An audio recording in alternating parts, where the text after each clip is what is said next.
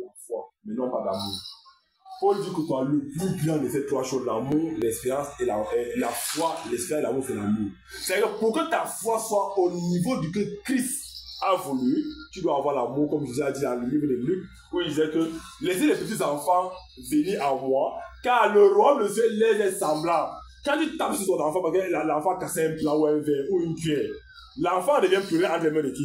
De sa mère ou de son père qui a tapé. C'est ça l'amour. L'enfant, c'est ça, ne veut pas que mon père me dit que mon père m'aime, même s'il m'a tapé. Paul dit qu'il faut avoir l'amour, parce que l'amour est aussi grand que la foi. Pour que ta foi soit stable, il faut que ton amour soit vraiment supérieur à toute chose. Parce que si tu as la foi sans avoir l'amour, ton frère péchant contre toi, tu ne vas pas avoir pardon, tu vas le pardon, tu vas pardonner à ton frère. Or, Dieu est amour. Rappelez-vous que tous les versets bibliques disent que Dieu est amour. C'est parce que Dieu est amour qu'il a eu la foi que Jésus venant sur la terre, mourant pour nous et sur la croix, nous serons sauvés. Parce que Dieu est d'abord amour. On a dit que Dieu a la foi, que Dieu est amour. Et comme nous sommes à l'image de Dieu, nous devons d'abord être amour avant d'avoir la foi, et la foi accompagne de l'espérance. Dieu est quoi? Dieu est d'abord amour. Parce que quand Dieu est amour, c'est cet amour qui a fait que Jésus nous donne la capacité, Dieu nous donne la capacité par Jésus qu'il avait d'être sauvé. Jésus, en nous sauvant, nous a encore interpellé sur l'amour de son prochain. Il dit quoi? Il dit que un monsieur vient dire à Jésus, qu'est-ce qu'il faut faire pour être sauvé? Adore ton Dieu de tout ton cœur, de tout ton âme, de tout ton esprit et de toute ta pensée. Aime ton prochain comme toi-même avec la foi.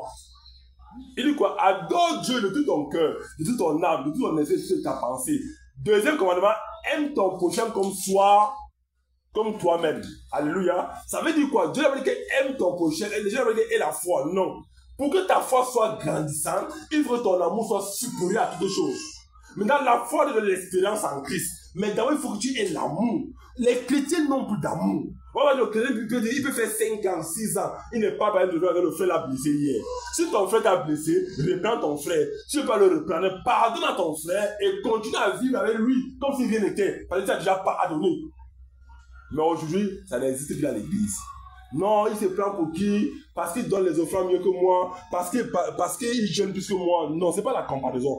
La foi chrétienne n'est pas la comparaison. La foi c'est l'amour. Après l'amour, là, tu peux faire gagner ta foi. Jésus n'a jamais demandé dans les 2 commandements d'avoir la foi. Mais il a dit d'avoir l'amour de son prochain comme son, mais d'avoir l'amour de ton Dieu créateur. Or, quiconque a ces 2 choses-là va obligatoirement avoir la foi en Dieu qui a créé l'amour.